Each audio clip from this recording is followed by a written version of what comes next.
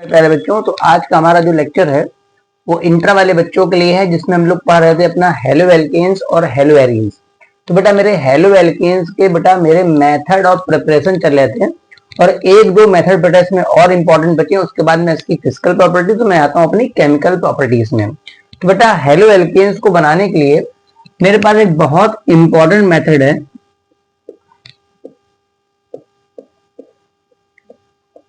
जिनको मैं फिनकेल्स्टीन रिएक्शन बोलता हूँ। बहुत फेमस रिएक्शन है और भाई मेरे पास सीबीएसई बोर्ड का हो या आईएससी बोर्ड का हो, ये फिनकेल्स्टीन रिएक्शन सब में भाई पूछी जाती है। जो फिनकेल्स्टीन रिएक्शन है ये मोस्टली हमारे पास हेलो आयोडाइड बनाने के लिए होता है। मतलब मेरे पास आयोडीन अगर लगाना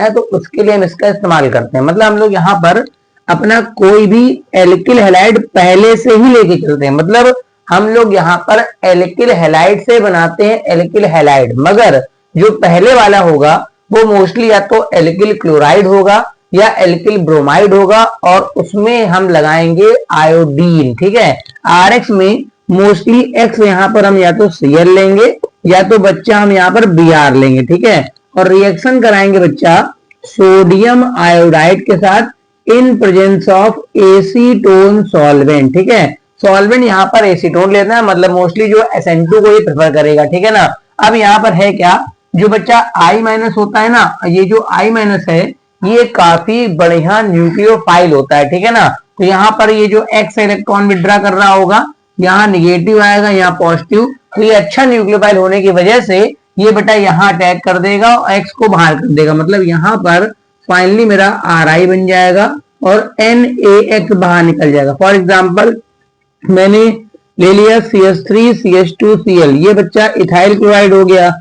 अगर मैं इसमें NaI देता हूं तो आप खुद भी कर सकते हैं बड़े आराम से कि I- एक बढ़िया न्यूक्लियोफाइल है, तो I का अटैक बच्चा यहाँ इस वाले कार्बन पे होगा, I का बच्चा अटैक इस वाले कार्बन पे होगा, Cl अपना डंडा वंडा लेके निकल जाएगा और फाइनली मेरे पास बनेगा एथिल आयोडाइड। या फिर आप यहाँ पर Cl के बदले अगर Br भी करेंगे ना, तब भी आपका बन जाएगा। मतलब आपको यहाँ पर अगर एल्किल आयोडाइड बनाने हैं, क्या बनाने बच्चा, एल्किल आयोडाइड, तो हम लोग फिनकेल्स्टीन रिएक्शन का इस्तेमाल करते हैं। ठीक है ना। ये बड़ी इंपॉर्टेंट रिएक्शन है और सीबीएसई वगैरह में काफी आने लगे हैं। इसमें एग्जांपल बढ़ा सकते हैं, केवल ध्यान रखिए फ्लोरीन मत लगाइए, क्योंकि फ्लोरीन वाले का बॉन्ड लेंथ, ठीक है, फ्लोरीन वाले का बच्चा क्या होता है, बॉन्ड लेंथ काफी छोटा होता है। ठीक है, तो वो बॉन्ड जल्दी ब्रेक नहीं होता है, इस वजह से हम यहाँ पर फ्लोरीन को अवॉइड करते हैं। ठीक है, मेरे पास जो लास्ट रिएक्शन है बच्चा, वो बच्चा है हुन्स डीकर रिएक्शन। मेरे पास बच्चा बचा हुन्स डीकर रिएक्शन। ठीक है, तो ये हुन्स डीकर रिएक्शन भी आजकल बड़ी फेमस हो गई है इंटर लेवल के लिए कि भाई मेरे पास हुन्स डीकर रिएक्शन क्या होता है। इसमें हम लोग क्या करते हैं, हमारे पास जो कार्बोक्सिलिक एसिड होते हैं, हमारे पास क्या होते हैं बच्चा, जो कार्बोक्सिलिक एसिड होते हैं उनका हम लोग सिल्वर सॉल्ट लेते हैं। फॉर एग्जाम्पल कार्बोक्सिलिक एसिड क्या हो गया, RCOOH, ये बच्चा होता है कार्बोक्सिलिक एसिड। ठीक है, इसका सोडियम सॉल्ट नहीं लेना है, इसका सिल्वर सॉल्ट लेना है। मतलब कुल मिला के हमें लेना है RCOO, यहाँ पर Ag कर देंगे। ठीक है, ये बच्चा सिल्वर कार्बोक्सिलेट है। ये क्या है, सिल्वर कार्बोक्सिलेट है। ठीक है, इसकी रिएक्शन हम क्लोरीन से कराएंगे या ब्रोमीन वगैरह से कराएंगे और हीट कर देंगे। ठीक है, तो यहाँ पर फाइनली क्या होगा, एक AgCl निकल जाएगा, एक बच्चा AgCl निकल जाएगा, CO2 गैस निकल जाएगी और एक Cl बच्चा यहाँ जुड़ जाएगा। मतलब RCl बनेगा बच्चा, एक AgCl बनेगा। चूंकि Ag की Cl के प्रति या हेलोजन के प्रति एफिनिटी ज्यादा होती है, इस वजह से सिल्वर सॉल्ट प्लस साथ में क्या निकल गया, CO2 गैस। ठीक है, आप यहाँ पे अगर ब्रोमीन साथ भी हीट करते हैं बच्चा, तो बेटा RBr बन जाएगा। मैं इस रिएक्शन के लिए बता दूं, जैसे मैंने यहाँ पे ले लिया CH3COOAg, सिल्वर सॉल्ट है बच्चा। यहाँ पर अगर मैं क्लोरीन का जिसको हीट करता हूँ ना, तो देखो एक कार्बन इसमें कम भी हो रहा है क्योंकि CO2 गैस बाहर निकल रही है। फाइनली यहाँ बच्चा बनेगा CH3Cl बनेगा प्लस आपका AgCl बनेगा प्लस CO2 बनेगा। ठीक, और एक चीज बता दूं, ये जो रिएक्शन है इसमें बेटा फ्री रेडिकल्स बनते हैं। क्या बनते हैं, फ्री रेडिकल्स। भाई कुछ रिएक्शन होती हैं जहां पर मेरे पास इंटरमीडिएट बनता है कार्बोकेटायन, कुछ रिएक्शन में बनता है मेरे पास कार्बेनाइन। तो बच्चा इस रिएक्शन में क्योंकि आप हीट का इस्तेमाल कर रहे हैं, तो यहाँ पर रेडिकल्स के फॉर्म में मेरे पास रिएक्शन प्रोसीड होती है। ठीक है, तो ये मेरे पास हुन्स डीकर रिएक्शन है। आप लिख सकते हैं कि सिल्वर सॉल्ट लेना है कार्बोक्सिलिक एसिड का और उसको क्लोरीन या ब्रोमीन के साथ इसको हीट करेंगे तो वहां पर आपका एक AgBr या AgCl निकल जाएगा। फाइनली जो R वाला फ्रेगमेंट है ना, इसमें आपका हेलोजन जुड़ जाएगा। ठीक है, तो ये मेरे पास मेथड्स ऑफ प्रिपरेशन कंप्लीट हो गए बच्चा एल्काइल हैलाइड्स के। अब हम लोग लिख देते हैं physical properties of alkyl halides. मतलब मेरे पास जो एल्काइल हैलाइड्स हैं बच्चा देख लेते हैं उनकी फिजिकल प्रॉपर्टीज क्या है। क्या देखना बच्चा? Physical properties. ठीक है, पहला पॉइंट क्या हमारे पास, जितने भी हमारे पास लोअर मेंबर्स है, मतलब लोअर मेंबर्स का मतलब क्या हो गया बच्चा, CH3Cl ले लो, CH3Br ले लो, CH3F ले लो, या फिर मेरे पास अगर आप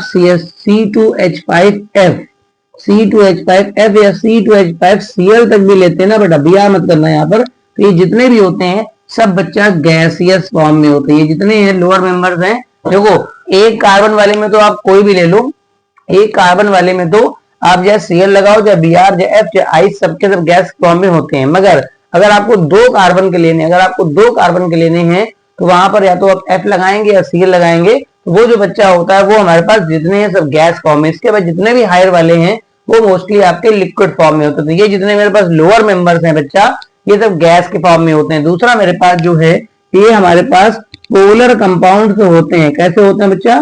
पोलर, क्योंकि R होता है और X होता है, X इलेक्ट्रोनेगेटिव भी होता है, तो यहाँ माइनस और यहाँ पर क्या हो गया प्लस। ये पोलर तो होते हैं, पोलर तो है मगर बेटा ये वाटर के साथ H बॉन्ड, मोस्टली हम लोग फ्लोराइड्स का इस्तेमाल नहीं करते हैं, तो बाकी जितने भी RX हैं वो वाटर में इनसोल्यूबल है। मतलब अगर तीसरे पॉइंट की बात करें तो ये सारे के सारे ये वाटर इनसोल्यूबल हैं। अगर आप थोड़ा बहुत हीट कर देंगे तो ये स्लाइटली वाटर सोल्यूबल हो जाते हैं। ठीक है, मतलब वाटर इनसोल्यूबल है, अगर आप थोड़ा बहुत हीट करेंगे तो थोड़ा, मतलब अगर जैसे पानी में आप तेल डालते हैं ना तो बिल्कुल तेल अपनी अलग लेयर बना लेता है, ऑयल लेयर बना लेता है, तो ये सारे भी आपके वाटर क्या है, इनसोल्यूबल। ठीक है, मोस्टली वाटर इनसोल्यूबल है, अगर आप हीट करेंगे तो थोड़ी बहुत सोल्यूबिलिटी बढ़ेगी। फोर्थ पॉइंट क्या है बेटा, इनका जो मेल्टिंग पॉइंट है और जो बॉइलिंग पॉइंट है, जैसे जैसे मॉलिक्यूलर वेट बढ़ेगा मेल्टिंग पॉइंट, बॉइलिंग पॉइंट बढ़ता जाता है। फॉर एग्जांपल जैसे अगर R में सिमिलर ले लूं तो RF से ज्यादा होगा बेटा RCl का, इससे ज्यादा बेटा होगा RBr का, इससे ज्यादा बेटा होगा RI का। ठीक है, मतलब कुल मिला के अगर ये सारे R सेम है, ठीक है, अगर सारे R सेम है तो जैसे जैसे हेलोजन का मॉलिक्यूलर वेट बढ़ेगा, एटॉमिक वेट बढ़ेगा, वैसे वैसे इन सभी के मेल्टिंग पॉइंट और बॉइलिंग पॉइंट बच्चा क्या होते जाएंगे, बढ़ते जाएंगे। इन सभी के मेल्टिंग पॉइंट और बॉइलिंग पॉइंट बढ़ते जाएंगे। हाँ, अगर मेरे पास कुछ ऐसे हैं जिनके मॉलिक्यूलर वेट ही सेम हो जाएं, अगर मेरे पास कुछ आइसोमर्स हैं, बच्चा जिनके मॉलिक्यूलर वेट भी सेम हो जाए, जिनके क्या सेम हो जाए बच्चा, मॉलिक्यूलर वेट। फॉर एग्जांपल मैंने 4 कार्बन की चेन लेकर के यहाँ Cl लगा दिया। ठीक है, मैंने 4 कार्बन की चेन लेकर के एक Cl यहाँ लगा दी। फिर मैंने क्या करा, मैंने 4 कार्बन की चेन, मैंने 3 की चेन बना ली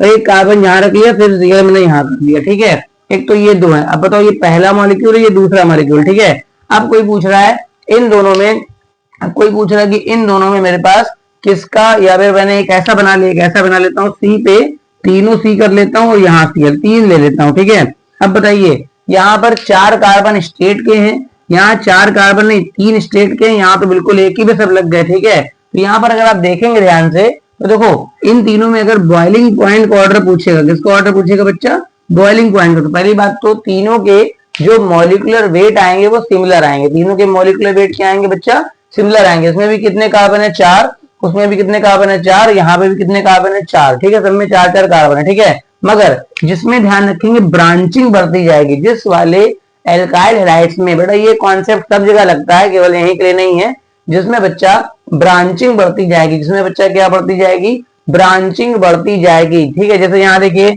ये स्ट्रेट चेन है, यहाँ ब्रांचिंग नहीं है, तो इसका सरफेस एरिया बहुत ज्यादा है। सही है, अच्छा इस वाले का सरफेस एरिया थोड़ा कम हो जाएगा और इस वाले का बिल्कुल स्फेरिकल के फॉर्म में आ जाएगा। ठीक है, तो जिसका सरफेस एरिया बच्चा ज्यादा होगा, क्या ज्यादा होगा बेटा, जिसका सरफेस एरिया ज्यादा होगा उसका बॉइलिंग पॉइंट भी ज्यादा होगा। सबसे ज्यादा बॉइलिंग पॉइंट फर्स्ट का, सबसे कम बॉइलिंग पॉइंट थर्ड का, मतलब थर्ड का बॉइलिंग पॉइंट सबसे कम है, उसके बाद सेकंड का, उसके बाद फर्स्ट का। तो ये क्वेश्चन काफी फेमस है। ये बेटा केवल Cl के लिए नहीं है, Br के लिए भी नहीं है, अगर अल्कोहल का भी यही हाल है, अगर आपके पास कुछ कंपाउंड ऐसे हैं जिनमें बस ब्रांचिंग का डिफरेंस है, जिनमें बस किसका डिफरेंस है बच्चा, ब्रांचिंग का डिफरेंस है। तो जिसमें आपकी ब्रांचें बढ़ती जाती हैं, ब्रांच बढ़ने से क्या होता है कि वो स्फेरिकल शेप में आ जाता है। अगर दो मॉलिक्यूल बेटा स्फेरिकल शेप में हैं तो उनके बीच बेटा फोर्स ऑफ अट्रैक्शन बहुत कम लगता है, ठीक है। अगर फोर्स ऑफ अट्रैक्शन कम लगेगा तो उनको अलग करने में भी बेटा एनर्जी काफी क्या होगी, कम खर्च होगी। तो ये बच्चा हमारे पास हो गया फिजिकल प्रॉपर्टीज हो गया, क्या हो गया बच्चा, फिजिकल प्रॉपर्टीज। अब आते हैं हम लोग अपने सबसे इंपॉर्टेंट सेगमेंट में जिसका नाम है chemical properties of alkyl halides. किसकी बात करते हैं बेटा, केमिकल प्रॉपर्टीज में। तो मैं बता दूं, अगर आपको एल्काइल हैलाइड्स की केमिकल प्रॉपर्टीज पढ़नी है तो इसकी 99% रिएक्शनें एसएन रिएक्शंस होती हैं। इसकी जो 99% रिएक्शनें हैं वो सब क्या होती हैं, एसएन। तो अगर आपको एसएन का पूरा नाम नहीं पता तो मैं बता दूं, एसएन में जो एस है उसका मतलब है सब्स्टिट्यूशन। मतलब यहाँ पे जो हेलोजन होता है वो बच्चा लीविंग ग्रुप की तरह काम करेगा। जो हेलोजन होगा बच्चा वो लीविंग ग्रुप की तरह काम करेगा और उसके बदले में कोई अगला ग्रुप आकर के लग जाएगा, ठीक है, सब्स्टिट्यूशन देगा। अच्छा, हेलोजन चूंकि निगेटिव फॉर्म में निकलना है तो बच्चा आने वाला भी निगेटिव होगा, और निगेटिव का मतलब बच्चा क्या हो गया, न्यूक्लियोफाइल हो गया। क्या हो गया, न्यूक्लियोफाइल। मतलब मेरे पास जितने RX वाले मॉलिक्यूल हैं इसमें बेटा कोई न्यूक्लियोफाइल अटैक करेगा। क्यों करेगा, हेलोजन इलेक्ट्रॉन विड्रॉ करता है बेटा, तो यहाँ पर निगेटिव चार्ज आएगा, यहाँ पे चार्ज क्या आएगा बच्चा, पॉजिटिव आएगा। तो ये न्यूक्लियोफाइल बेटा इस R वाले सेंटर पे अटैक करेगा और X को बाहर कर देगा। तो फाइनली मेरे पास बन जाएगा R न्यूक्लियोफाइल। ये जितनी रिएक्शनें हैं वो सब बेटा SN रिएक्शनें हैं। और हमारा जो इंटर का सिलेबस है हमें इसमें दो अच्छे से पढ़ लेनी है। इंटर के पॉइंट ऑफ व्यू से एक बेटा SN1 पढ़ लेनी है, एक बेटा SN2। कुल मिला के कहना ये चाह रहा हूं कि मेरे पास जितने भी एल्काइल हैलाइड्स हैं उनमें बेटा दो ही प्रकार की रिएक्शनें देखने को मिलेंगी। या तो वो SN1 होगा, मतलब सब्स्टिट्यूशन न्यूक्लियोफिलिक फर्स्ट ऑर्डर का होगा बेटा, या फिर वो SN2 होगा, मतलब सब्स्टिट्यूशन न्यूक्लियोफिलिक सेकंड ऑर्डर का होगा। ये ऑर्डर क्या है बच्चा, अगर किसी भी रिएक्शन का रेट केवल RX पे डिपेंड करेगा और न्यूक्लियोफाइल पर डिपेंड नहीं करेगा। अगर किसी भी रिएक्शन का रेट अगर RX पे डिपेंड करेगा और न्यूक्लियोफाइल पर डिपेंड नहीं करेगा तो वो बेटा फर्स्ट ऑर्डर की रिएक्शन हो जाएगी, उसमें मैं बोलूंगा SN1, ठीक है। अगर किसी भी रिएक्शन का रेट RX पर भी डिपेंड करेगा और न्यूक्लियोफाइल पर भी डिपेंड करेगा, अगर किसी रिएक्शन का रेट दोनों पर डिपेंड करेगा, मतलब ये बेटा किस ऑर्डर का हो जाएगा, SN2। तो अब हमारी सारी की सारी कहानी पढ़ने के पहले हम लोग बेसिक सीखेंगे बेटा SN1 रिएक्शन, उसके बाद क्या सीखेंगे बच्चा, SN2 रिएक्शन। तो सभी लोग हेडिंग डाल दीजिए, substitution nucleophilic first order reaction, ठीक है, substitution nucleophilic first order reaction, यानी मेरे पास SN1 हो गया। देखो भाई हम लोग इसकी स्टार्ट करते हैं। देखो मेरे पास जितने भी SN1 वाले जो रिएक्शनें हैं वो ऐसे एल्किल हैलाइड देंगे जिनमें हेलोजन के निकलने के बाद, सुनिए ध्यान से, जिनमें हेलोजन के निकलने के बाद, देखो जब हेलोजन निकलेगा तो इलेक्ट्रॉन लेकर निकलेगा, जब इलेक्ट्रॉन लेकर निकलेगा तो उस वाले कार्बन पे आपका चार्ज कैसा आ जाएगा, पॉजिटिव आ जाएगा, ठीक है। तो जो आपका कार्बोकैटायन बनना चाहिए, क्या बनना चाहिए, कार्बोकैटायन, ठीक है। तो वो बेटा स्टेबल होना चाहिए, वो बेटा क्या होना चाहिए, स्टेबल। तो आपको पता है 3 प्रकार के कार्बोकैटायन मोस्टली आप स्टेबल देखेंगे, एक थर्ड डिग्री वाला देखेंगे, या फिर एलाइलिक देखेंगे, या फिर बेंजाइलिक। थर्ड डिग्री का मतलब क्या हो गया, C पर 3 C लगे होंगे और यहाँ बच्चा पॉजिटिव, ये स्टेबल कार्बोकैटायन होता है थर्ड डिग्री की। या फिर आप देखेंगे तो बेंजाइलिक कार्बोकैटायन बेंजीन, उसके ऊपर बच्चा होगा CH2+, ये भी स्टेबल होता है। या फिर CH2 double bond CH single bond CH2+, ये बच्चा एलाइलिक होता है। यहाँ पर 3 जगह से बच्चा हाइपर कॉन्जुगेशन होता है, 3 H यहाँ लगे होते हैं, 3 H बच्चा यहाँ लगे होते हैं, 3 H यहाँ, जो 3 जगह से हाइपर कॉन्जुगेशन होने की वजह से बहुत स्टेबल है। यहाँ पर बच्चा रेसोनेंस होता है, बेंजीन के साथ रेसोनेंस होता है, और यहाँ बच्चा इस डबल के साथ इसका रेसोनेंस होता है। तो जब भी कभी आपको SN1 करानी है तो देख लीजिए आपका जो हेलोजन है वो या तो थर्ड डिग्री कार्बन पर लगाओ, या फिर बेंजाइलिक पे लगाओ, या फिर एलाइलिक पे लगाओ। देखिए सब में एक एक वैलेंसी कम है, यहाँ पर जो कम है वहां Cl लगा होगा, यहाँ पे जो कम है वहां Cl लगा होगा, यहाँ पे जो कम है वहां Cl लगा होगा। तो ये 3 कार्बोकैटायन ये 3 कार्बोकेटाइन बच्चा जिस जगह बन जाएंगे वहां पर SN1 होने की संभावना बहुत ज्यादा होती है। क्योंकि हम लोग इंटर लेवल की बात कर रहे हैं तो हम लोग बहुत हाई लेवल में नहीं जा सकते, क्योंकि इंटर लेवल में इन 3 के ही केस सब बोर्ड में पूछे गए हैं, चाहे CBSE हो चाहे मेरा ISC हो, ठीक है ना। अब जैसे मैं बात करता हूं अपनी, मैंने एक 3rd डिग्री वाला एल्काइल हैलाइड ले लिया, सी पे बच्चा मैंने 3 CH3 लगा लिए, 3 CH3, ये मेरे पास हेलोजन ग्रुप में Cl लगा लिया, इसको दूंगा मैं एक्वस NaOH। क्या दूंगा बच्चा? एक्वस NaOH, पानी में मिला हुआ NaOH। फाइनली यहाँ पर OH लगेगा और Cl बच्चा बाहर हो जाएगा, तो इसमें क्या होगा, C पे बच्चा 3 यहाँ पर CH3 आ जाएंगे, 3 CH3 तो लिविंग ग्रुप है नहीं, Cl लिविंग ग्रुप है, इस जगह OH हो जाएगा और ये मेरे पास NaCl बाहर निकल जाएगा। अगर मैं इसके नाम की बात करूं तो इस कार्बन की डिग्री बेटा 3rd डिग्री का, कैसे 3rd डिग्री का है बेटा, ऊपर भी C, इधर भी C, इधर भी C, ये है टर्सरी, 4 कार्बन टोटल है। तो टर्सरी के बाद बच्चा हो गया ब्यूटिल, Cl चिपका है तो बच्चा क्या हो गया, क्लोराइड, ठीक है। इसको मैंने एक्वस NaOH दिया है, ये तो रिएजेंट है, और OH यहाँ पर माइनस के फॉर्म में होगा बच्चा, तो न्यूक्लियोफाइल है, ठीक है। इस जगह पे इसका नाम क्या होगा, टर्सरी ब्यूटिल, तो बच्चा वही रहेगा, बाकी आगे मैं बोलूंगा एल्कोहल बोल दूंगा, ठीक है। तो ये जो रिएक्शन हो रही है, आप डिग्री देख सकते हैं, आपका जो डिग्री है बच्चा वो 3rd डिग्री की है ना, किस डिग्री का है, 3rd डिग्री का। तो अगर आप डिग्री देख लें, अगर बच्चा 3rd डिग्री का आ रहा है, अगर बच्चा 3rd डिग्री का आ रहा है, या फिर मैं कह दूं अगर बेंजलिक है, या फिर अगर मैं कह दूं एलाइलिक है, तो वो सब रिएक्शन बच्चा SN1 के थ्रू ही जाती है, ठीक है। हम लोग देख लेते हैं बच्चा इसकी मैकेनिज्म क्या है। ऐसे पूछ लिखेंगे, tertiary butyl chloride react with aqueous NaOH, then we get tertiary butyl alcohol, ठीक है। अब इसकी मैकेनिज्म का देखो, NaOH जो है वो बेटा Na प्लस और OH के माइनस के फॉर्म में रहता है, उसको अलग करने का कोई मतलब नहीं कि मैं उसको दिखाऊं कि Na अलग OH अलग। इसका देखो पहला स्टेप क्या होता है बच्चा, SN1 का सबसे पहले स्टेप में C पे मेरे पास 3 CH3 लगे, C पे मेरे पास 3 CH3 लगे, तो यहाँ पर ये Cl है, तो ये जो Cl वाले इलेक्ट्रॉन्स है ना, ये बॉन्ड के इलेक्ट्रॉन Cl अपने आप लेके जाएगा। क्यों लेके जा रहा बता रहा हूं। पहली बात तो Cl की जो इलेक्ट्रोनेगेटिविटी है वो कार्बन से काफी ज्यादा है, तो यहाँ पर क्या होगा, C पे बच्चा 3 CH3 रहेंगे, 3 CH3 रहेंगे, और यहाँ पर आपका बनेगा चार्ज पॉजिटिव, ये निकल गया Cl माइनस। अगर मैं बात करूं तो ये कार्बोकैटायन बन रहा है, और कार्बोकैटायन अगर 3rd डिग्री का हो या बेंजाइलिक हो या फिर एलाइलिक हो, वो हमेशा स्टेबल होगा और बनेगा, ठीक है। तो ये 3rd डिग्री कार्बोकैटायन है, इस वजह से बनेगा। मगर हाँ, क्योंकि कोवेलेंट बॉन्ड टूट रहा है बच्चा, तो ये स्टेप स्लो स्टेप होगा, ध्यान रखिएगा।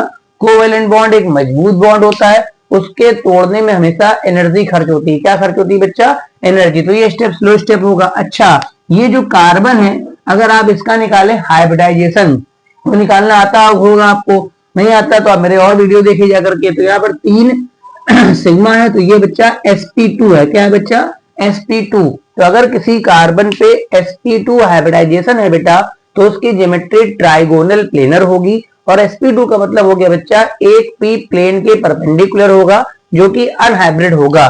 तो सेकंड स्टेप में मैं अपनी कार्बोकेटाइन की ज्योमेट्री जैसे होती है वैसे ही बनाऊंगा। एक मेथिल मेरे पास ऐसे आएगा बेटा, एक मेथिल मेरे पास ऐसे आएगा, एक मेथिल मेरे पास ऐसे आएगा, और एक p ऑर्बिटल प्लेन के परपेंडिकुलर, और यहाँ पॉजिटिव चार्ज। इसकी ज्योमेट्री बेटा आप देख सकते हैं, ये ट्राइगोनल प्लेनर है। अब बेटा इस पर अटैक करेगा OH माइनस। कौन अटैक करेगा, OH माइनस। देखो ये माइनस है, ये न्यूक्लियोफाइल है, तो वहां अटैक करेगा जहां पॉजिटिव चार्ज होगा और जहां ऑर्बिटल का लूप होगा, ठीक है। तो देखिए ये प्लेन पर है, तो OH बेटा ऊपर से भी अटैक कर सकता है, और OH बेटा कहां से अटैक कर सकता है, नीचे से, ठीक है। दो जगह पे इसे ऑर्बिटल के लूप दिख रहा है P के, या तो अबव या तो बिलो। तो बेटा OH ऊपर भी लगेगा, 50% पॉसिबिलिटी बेटा ऊपर से अटैक करने की है, और 50% पॉसिबिलिटी बेटा नीचे से अटैक करने की। तो अगर मैं ऊपर से अटैक करा दूं तो C पे यहाँ OH हो जाएगा, यहाँ मेरे पास मेथिल हो जाएगा, यहाँ बच्चा मेथिल हो जाएगा, यहाँ मेथिल, या फिर मैं ऐसे अटैक करा लूं C पे नीचे OH हो जाएगा, और यहाँ बच्चा मेथिल हो जाएगा, यहाँ बच्चा मेथिल हो जाएगा, यहाँ मेथिल। ये स्टेप मेरे पास फास्ट स्टेप होगा। कैसा स्टेप होगा, फास्ट। क्योंकि देखो भैया ये माइनस है, वो ये मेरे पास प्लस है, ये मेरे पास माइनस है, ये प्लस, तो प्लस और माइनस के बीच जो रिएक्शन होती है बेटा वो हमेशा फास्ट ही होती है। तो मैं एक चीज बताना चाहूंगा कि किसी भी रिएक्शन का जो रेट होता है बेटा, किसी भी रिएक्शन का जो रेट होता है ना, वो स्लो स्टेप पर डिपेंड करता है बेटा। किस स्टेप पर डिपेंड करता है? स्लो स्टेप पे। तो पहला स्टेप स्लो स्टेप है जिसमें केवल एल्किल हैलाइड आ रहा है, एल्किल हैलाइड है मगर न्यूक्लियोफाइल तो अगले स्टेप में आया ना। तो rate of the reaction, rate का मतलब बेटा dx अपॉन dt है। ये बेटा केवल आपके एल्किल हैलाइड पे डिपेंड करेगा। ये जो रेट ऑफ द रिएक्शन है बच्चा, ये एल्किल हैलाइड पे डिपेंड करेगा और आपके न्यूक्लियोफाइल पे डिपेंड नहीं करेगा। इस वजह से ये जो ऑर्डर होगा बच्चा वो किस ऑर्डर का होगा? फर्स्ट ऑर्डर का होगा। अगर इस रिएक्शन के स्लो स्टेप मतलब पहले स्टेप में अगर न्यूक्लियोफाइल भी आ गया होता तो मैं बोलता बच्चा ये बेटा किस ऑर्डर का हो गया? सेकेंड ऑर्डर का। मगर यहाँ पर स्लो स्टेप में, सर स्लो स्टेप क्यों है सर ये वाला? अरे भाई कोवेलेंट बॉन्ड टूटना आसान काम नहीं है, स्ट्रॉन्ग बॉन्ड होता है, धीमे धीमे टूटेगा, इस वजह से वो स्लो स्टेप है। ये आयनिक मैकेनिज्म है, प्लस और माइनस के बीच हो रही है तो ये फास्ट होगी। ठीक है, तो एसेंबल रिएक्शन दो प्रकार से होगी, दो स्टेप में होती है। अब यहाँ पर हम लोग बात कर लेते हैं थोड़ी स्टीरियोकेमिस्ट्री की, मतलब स्टीरियोकेमिस्ट्री ऑफ SN1 रिएक्शन। ठीक है, स्टीरियोकेमिस्ट्री ऑफ क्या? SN1 reaction. तो देखो भाई स्टीरियोकेमिस्ट्री तो 11th का पार्ट है। तो देखो भाई अगर मेरे पास कोई सेंटर कायरल हो, क्या हो बेटा? कायरल। सर ये क्या होता है? अरे भाई जिस कार्बन की चारों वैलेंसियां डिफरेंट होती हैं बेटा उसे मैं बोलता हूँ कायरल सेंटर। अगर मान लो मेरे पास दो मॉलिक्यूल ऐसे हैं जिनके मॉलिक्यूलर फॉर्मूले सेम हो मगर स्ट्रक्चर में एक दूसरे के मिरर इमेज हो, क्या हो बेटा? Mirror image. तो ये ऑप्टिकल आइसोमर्स कहलाते हैं। क्या कहलाते हैं बेटा?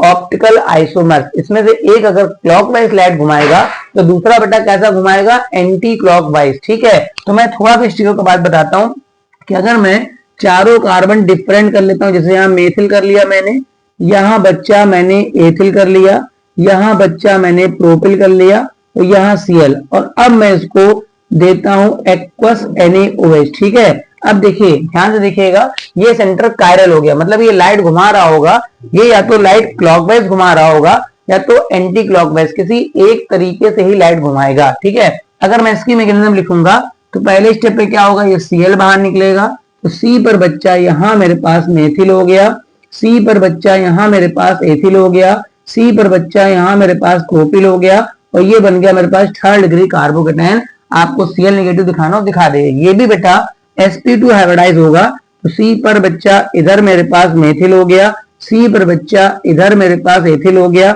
C पर बच्चा इधर मेरे पास प्रोपिल, और ये मेरे पास पॉजिटिव चार्ज, और ये प्लेन के परपेंडिकुलर p ऑर्बिटल। अब बेटा यहाँ जब OH अटैक करेगा तो उसके पास दो पॉसिबिलिटियां हैं, एक तो उस साइड से भी अटैक करेगा जहां से Cl निकला है, और एक उस साइड से भी अटैक करेगा जो उसका बैक साइड होगा। तो यहाँ पर मेरे पास जो दो मॉलिक्यूल बनेंगे वो एक दूसरे के मिरर इमेज होंगे। मतलब क्या, देखिए ये होगा C, क्योंकि देखो एक बार ऊपर से आया एक बार नीचे से आया, या ऐसे अगर हुआ तो एक बार राइट से आया एक बार लेफ्ट से आया। तो C पे CH3 बच्चा, C पे इधर इथाइल हो गया बच्चा, C पे इधर प्रोपाइल हो गया बच्चा, तो यहाँ मेरे पास क्या हो गया? OH। इसी तरह से जो दूसरा फॉर्म बनेगा, C पे इधर CH3 हो गया, C पे बच्चा OH हो गया, मिरर बनेगा, क्या बनेगा?